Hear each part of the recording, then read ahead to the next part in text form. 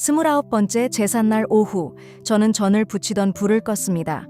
기름 냄새가 찬 부엌에서 아들 민재가 저를 바라보았습니다. 저는 뒤집개를 내려놓고 흰 앞치마 끈을 풀며 말했습니다. 오늘 제사는 여기까지 하자. 나는 서윤이 노래 들으러 갈 거다. 손녀의 첫 독창까지 1시간 20분이 남아 있었습니다. 상에는 올리지 못한 음식이 6가지나 남아 있었습니다. 그래도 저는 다시 불을 켜지 않았습니다. 저는 올해 73이 된 한순옥입니다. 29해 동안 남편 기일의 음식을 혼자 준비했습니다. 새벽 5시 시장에서 조기를 고르는 일부터 늘 같았습니다. 나물은 3가지 색이 섞이지 않게 따로 담았습니다. 저는 가장자리가 조금이라도 찢어진 것을 상에 올리지 않았습니다. 탕은 2번 식혔다가 위에 뜬 기름을 걷었습니다. 남편도 아들도 그렇게 하라고 시킨 적은 없었습니다. 하지만 저는 음식의 수를 한 번도 줄여본 적이 없었습니다. 올해도 점심 전부터 자주색 블라우스 위에 흰 앞치마를 둘렀습니다. 오후 4시가 되자 식탁 절반이 음식 그릇으로 찼습니다. 그때 학교에 있던 손녀 서윤에게 전화가 왔습니다. 할머니, 앞쪽에 앉아줘. 첫 음에서 할머니를 볼래. 저는 봄부터 그 자리에 앉겠다고 약속했습니다. 응, 앞줄에서 볼게. 전화기 너머에서 아이가 안심한 듯 숨을 내쉬었습니다. 아이는 그럼 첫 음은 안 떨릴 것 같아 라며 끝말을 가볍게 올렸습니다. 발표 날짜가 기일과 같은 줄은 뒤늦게 깨달았습니다. 저는 제사를 일찍 마치면 2 약속을 지킬 수 있다고 생각했습니다. 그래서 평소보다 더 빨리 칼을 움직였습니다. 손이 빨라질수록 싱크대에는 그릇과 찬물이 넘쳤습니다. 오후 5시 반, 민재가 과일 상자를 들고 왔습니다. 아들은 넥타이를 맨 채 주방으로 들어왔습니다. 엄마, 아직 전이 이것뿐이야? 저는 대답 대신 뒤집개를 내려놓았습니다. 민재는 벽시계를 보고 한동안 말이 없었습니다. 서윤이 공연은 내가 영상으로 찍어 올게. 엄마는 아버지 제사 지켜야 하잖아. 민재의 목소리는 화보다 무언가를 잃을까 겁먹은 사람처럼 들렸습니다. 남편이 떠났을 때 민재는 19살이었습니다. 아들은 매년 같은 상 앞에서 아버지 이름을 불렀습니다. 그 하루가 달라지면 아버지까지 희미해질까 두려웠던 겁니다. 저도 아들이 붙잡은 마음을 모르지 않았습니다. 제사상을 준비하는 동안에는 할 일이 분명했습니다. 썰고 삶고 닦는 동안에는 마음이 잠잠했습니다. 문제는 그 일이 살아있는 사람의 약속보다 앞에 섰다는 것이었습니다. 민재의 졸업식 아침에도 저는 탕국을 먼저 끓였습니다. 제 생일 외식도 장보기 때문에 다음 주로 미뤘습니다. 이번에는 무대에 서윤이 제 빈자리를 기다리고 있었습니다. 저는 또 괜찮다는 말을 하려다가 입을 다물었습니다. 살아있는 아이의 첫 독창은 오늘만 볼 수 있었습니다. 민재야, 영상으로 보는 약속은 약속이 아니다. 아들이 무거운 소리를 내며 과일 상자를 식탁 끝에 내려놓았습니다. 엄마, 그럼 아버지 제사는 어떻게 해? 저는 더는 그릇을 늘어놓을 자리도 없이 가득 찬 제사상을 바라보았습니다. 음식은 흰 상보 밖까지 많았지만 함께 앉을 자리는 거의 보이지 않았습니다. 기억은 하자. 네 아버지 이름도 오늘 같이 부르자. 대신 오늘은 저라는 상 말고 셋이 함께 먹는 저녁으로 하자. 민재는 한동안 제 얼굴을 보며 바로 고개를 끄덕이지 않았습니다. 그는 식탁 중앙에 조기 접시를 들었다가 제자리에 다시 내려놓았습니다. 엄마, 29번 해온 걸 오늘 갑자기 바꿔도 돼? 오늘이라서 바꾸는 거야? 아들 앞에서 제 목소리는 떨렸지만 저는 물러서지 않았습니다. 저는 아무도 죽은 사람의 뜻을 대신 말할 수 없다고 민재에게 말했습니다. 다만 지금 무대에서 기다리는 아이의 얼굴은 우리가 직접 볼 수 있다고 했습니다. 민재는 무엇을 꺼내야 할지 모르는 사람처럼 입술을 다문 채 냉장고 문을 열었습니다. 저는 남은 전 반죽에 뚜껑을 덮어 냉장고 안쪽에 넣었습니다. 덜 삶은 나물은 저녁에 다시 먹을 수 있도록 밀폐 용기에 옮겼습니다. 이미 부친 저는 네모난 접시 하나에 저녁에 먹을 만큼만 남겼습니다. 29회 만에 처음으로 큰 제사상보를 반듯하게 접어 찬장에 넣었습니다. 그 동작 하나가 생각보다 무거워 손끝이 상보를 쉽게 놓지 못했습니다. 민재가 아무 말 없이 과일 3개만 씻고 껍질에 물기를 닦았습니다.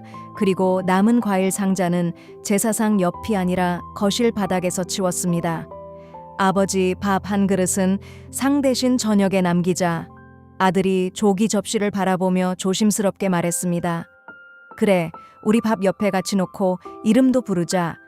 저는 조기와 나물, 탕국만 세 사람이 먹을 작은 식탁으로 옮겼습니다. 그릇 사이에 빈자리가 생기자 의자 세 개가 처음으로 모두 보였습니다.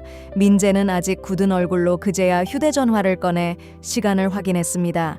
학교 강당 입장 마감까지 이제 32분이 남아 있었습니다. 그는 신발장을 열어 제 검정 운동화를 현관 앞으로 가져왔습니다. 저는 흰 앞치마를 벗어 식탁 옆 나무 의자에 걸었습니다. 자주색 블라우스와 남색 바지에는 밀가루가 조금씩 묻어 있었습니다. 갈아입을 시간 없으니 그대로 가자. 민재가 마른 수건을 들고 서툰 손으로 제 소매를 털었습니다. 우리는 가스 밸브와 냄비 불, 열린 창문을 차례로 2번 확인했습니다.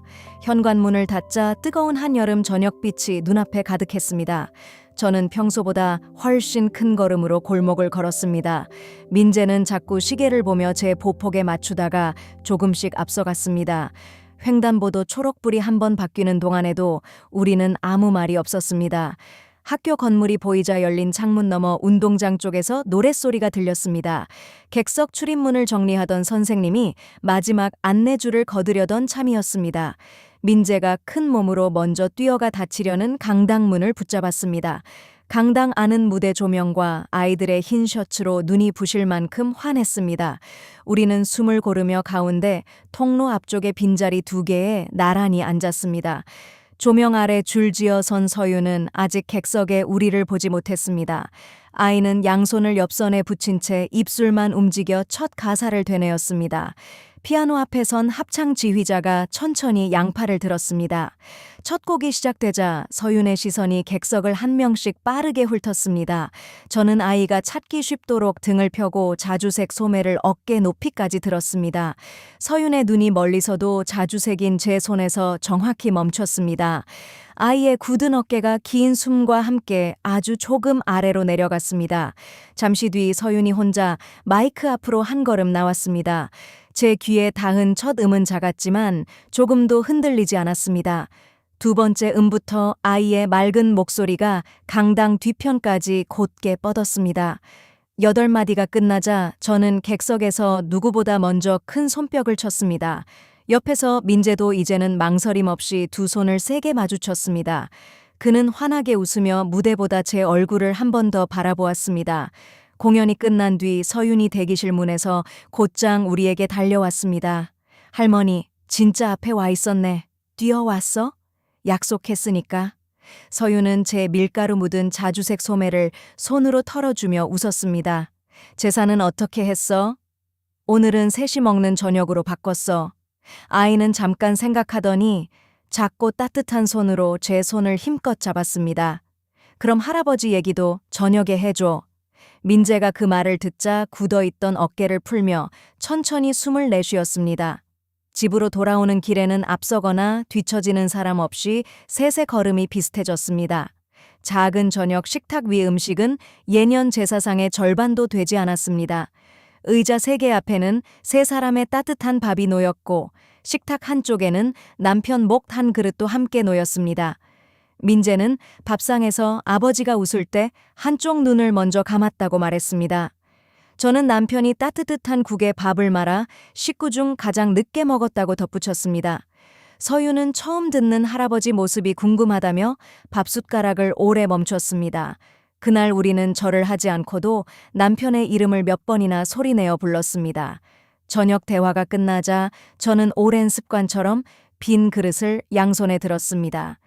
민재가 제 손에서 그릇을 받아 곧장 싱크대로 가져갔습니다. 아들은 셔츠와 넥타이 위에 흰 앞치마를 자기 허리에 둘렀습니다. 앞치마 끈은 민재의 넓은 등에 닿기에도 조금 짧았습니다.